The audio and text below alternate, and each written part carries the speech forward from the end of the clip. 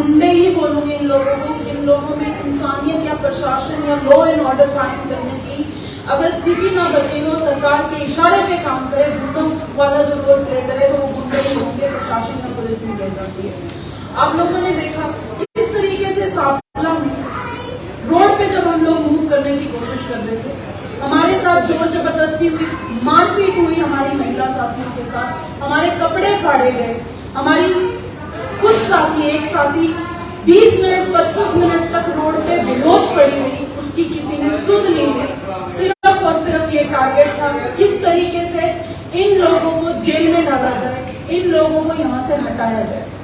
किसी ने एम्बुलेंस बुलाने तक की भी ढंग से कोशिश नहीं करी। आखिरी में मेरे परिवार वाले ही हमारी महिला साथी को वहां से लेके गए, और बाद में आप लोगों ने देखा, शायद सब लोगों ने आपने देखा होगा वीडियो के जरिए से, कि किस तरीके से हमारे साथ जोर जबरदस्ती हुई। और दोपहर 2 बजे होते होते जो हमारा गौरव वहां जंतर मंतर पे बैठा था, क्या वो ऐसा क्या कर रहे थे? क्या वो कोई आतंकवादी थे, या हम कोई आतंकवादी थे कि जिसके साथ इस तरीके का बर्ताव हुआ?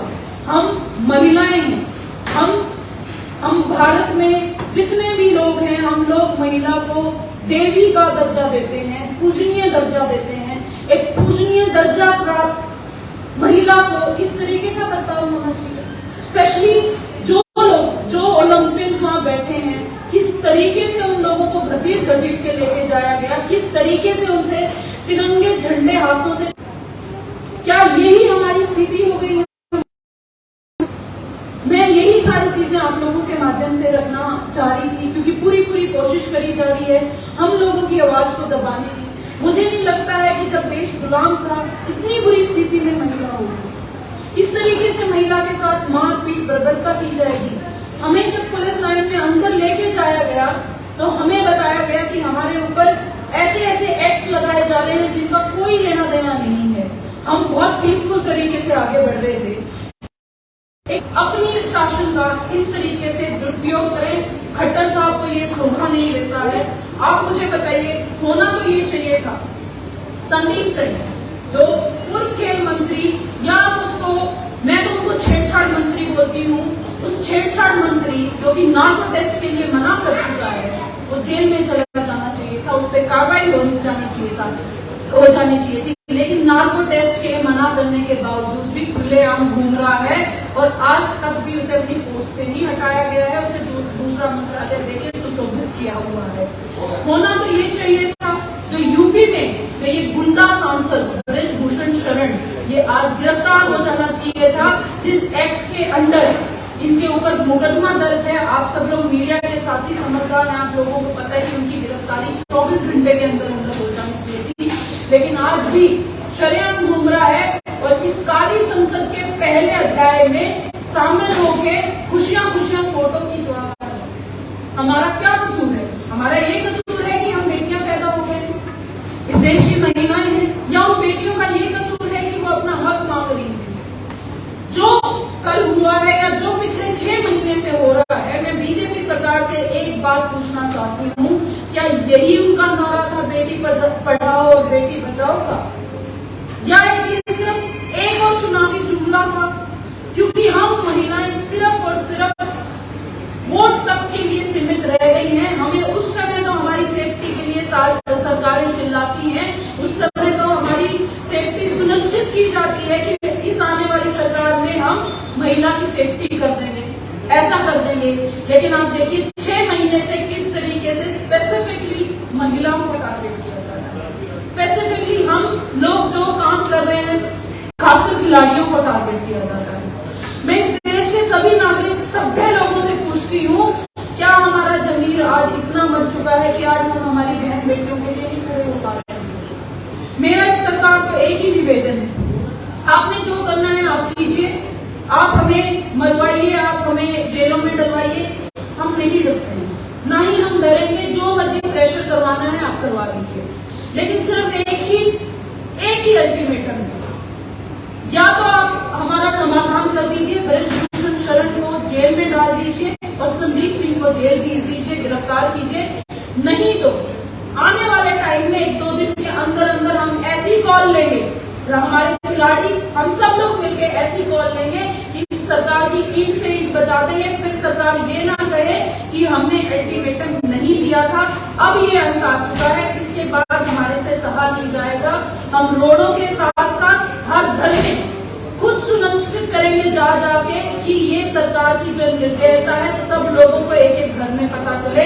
सरकार सोल्यूशन दो, नहीं तो अपनी ईंट से ईंट बचाने के लिए, अपनी बर्बादी के लिए तैयार हो जाए। धन्यवाद।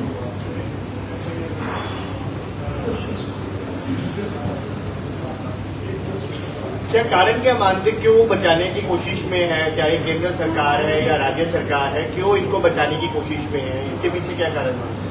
देखिए, आप लोगों को पता है ये दोनों ही लोग बीजेपी से जुड़े हुए हैं।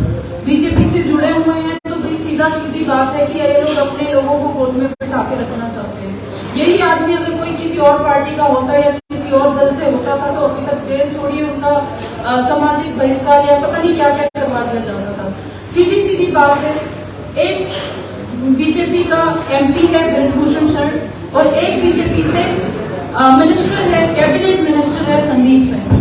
तो दोनों ही लोग सीधे सीधे बीजेपी से जुड़े हुए हैं, इसलिए ये लोग इनको पूरी तरीके से बचाने की कोशिश कर रहे हैं। बस यही एक रीजन है कि दोनों बीजेपी से इसलिए इनको बचा लेंगे, और क्या रीजन होगा आप बताइए। अभी योगेश्वर दत्त आईटी पार्क में थे, ललित होटल में, बीजेपी के लोगों से मुलाकात भी कर रहे थे, पर उन्होंने एक बात बोली है कि कह रहे कि रेसलर्स की गलती है, उन्होंने प्रोटोकॉल फॉलो नहीं करा, जिस करके सारी चीज हुई है। कौन सा प्रोटोकॉल फॉलो नहीं किया? आप एक शांतिपूर्ण मार्च में, आप एक शांतिपूर्ण संसद लगाना चाहते हैं, आप अच्छे से एक पंचायत करना चाहते हैं। हमें लगता है कि उन्होंने सारे प्रोटोकॉल फॉलो किए, उन्होंने हमारी सारी खापों से परमिशन ली थी, उन्होंने सारे हमारे पंचायती जितने भी हमारी सरकारी है, चाहे वो किसान सरकारी हो, खाप सरकारी हो या जितनी भी सामाजिक संगठन है, सबको बुलाया था। सारे प्रोटोकॉल उनसे पूछ के फॉलो हुए थे। ऐसा कोई प्रोटोकॉल नहीं था जो तोड़ा गया हो या ना फॉलो हुआ हो। फिर क्या कारण मानते हो आपके वो बीजेपी के लोगों के साथ मुलाकात कर रहे हैं और एंटी रेसलर बात कर रहे हैं? देखिए, कुछ लोगों के जमीर मर जाते हैं। मुझे लगता है वो साथी जिनकी आप बात कर रहे हैं उनके पास भी शायद जमीर नहीं बचा है। एक पार्टी के हथों मजबूत रखे रह गए हैं, शायद अपने किन्हीं छोटे लालचों की वजह से।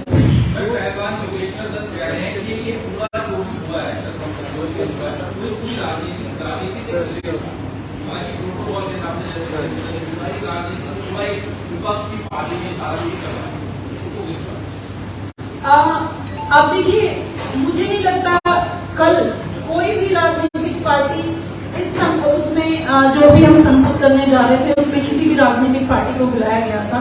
सिर्फ और सिर्फ ये कॉल खापों की, किसान संगठनों की और सामाजिक संगठनों की थी। जो लोग इन्हीं चीजों से जुड़े हुए लोग हैं उन्हीं को बुलाया गया था और पर्टिकुलरली इसमें हिस्सा लेने के लिए भी वही लोग आ रहे थे। तो मुझे समझ में नहीं आ रहा कौन सी राजनीति की वो बात कर रहे हैं। हाँ, मैं ये कहूँगी वो जरूर एक स्पेसिफिक पार्टी की राजनीति करने के लिए अपने जमीर को मार रहे हैं। तो मैडम, आपने कल देखा होगा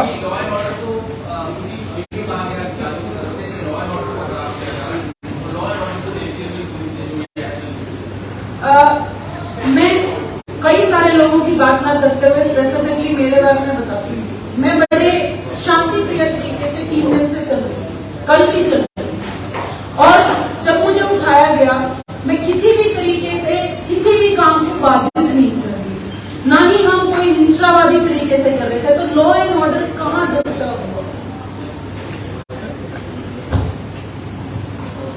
महोदय, आपने लॉ एंड ऑर्डर की बात की है, शायद आपको ये पता होगा, वही लॉ एंड ऑर्डर कहता है कि जब पॉस्को एक्ट लगा गिरफ्तारी हो जानी चाहिए। I think you must be aware of that. तो ये वो नहीं है कि ये वन वे है, जो भारत का कानून है वो सबके लिए बराबर है। तो लॉ एंड ऑर्डर की दुहाई वो थे जिन्होंने इसको डिफाइन किया है। हम जो कॉन्स्टिट्यूशन ने हमको अधिकार दिया है उसके तहत ही सारा ये कार्यक्रम हुआ गया है। ठीक है, हाँ, इतना जरूर है, जब अंग्रेजों की हुकूमत थी तो जब पीसफुली हमारे प्रोटेस्ट करते थे तो उसपे जो लाठीचार्ज और जो बिहेवियर होता था वही आजकल हो रहा है, और ज्यादा कोई फर्क नहीं है। मैडम, आपके क्या प्लेयर्स की डिमांड सिर्फ यही थी कि ब्रिजभूषण पर FIR दर्ज हो, क्योंकि योगेश्वर दत्त का यही कहना है कि प्लेयर्स यही डिमांड कर रहे थे कि FIR हो चुकी है, अभी कानून के तहत वो कार्रवाई होगी। देखिए, प्लेयर्स की डिमांड एक साफ डिमांड थी, उसमें साफ कहा गया था कि भी जिन लड़कियों के साथ बर्बरता की गई है, कोशिश की गई है, वो माइनर लड़कियां, उसको एक्ट के अंडर ही FIR हुई है और उसमें ये साफ लिखा हुआ है, कानून में साफ लिखा हुआ है विदिन 24 आवर में गिरफ्तारी हो जानी चाहिए थी। फिर वो आज बाहर क्यों घूम रहा है? ये सिर्फ पहलवानों की नहीं, ये तो पूरे कानून की मांग है, किसी एक की मांग है ही नहीं है। जब उस तहत मुकदमा दर्ज हुआ है तो गिरफ्तारी हो जानी चाहिए।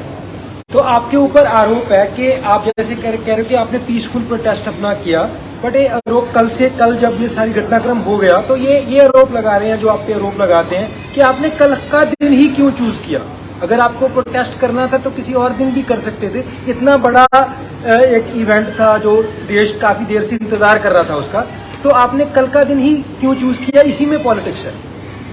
एक बात बताइए, किसी भी पहली बात तो ये प्रोटेस्ट नहीं था, ये संसद की पंचायत थी जो हम भी करना चाहते थे।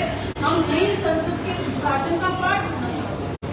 पहली बात तो ये प्रोटेस्ट नहीं था, don't call it a protest. और ये इतना पीसफुल था, आप लोगों ने कहीं पे भी